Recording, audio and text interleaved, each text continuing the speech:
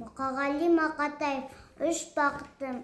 Ең бірінші бақытым халқым менің, соған берем ойымның алтын кенін.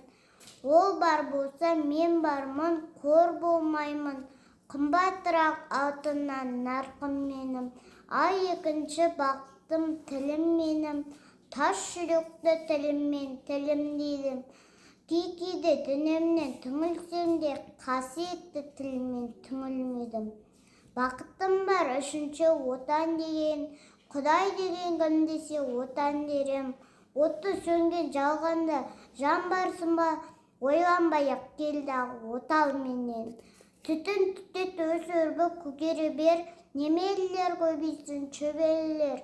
Жадыңдасты жақсы күтпегейсін, от емес оқ сұраса менен егер. Үш бірдей бақытым бар алақанда, мені бұндай бақытты жаратар ма? Үш күн нұрын төгет аспанымнан, Атырау, Алтай, Арқа, Алатауға.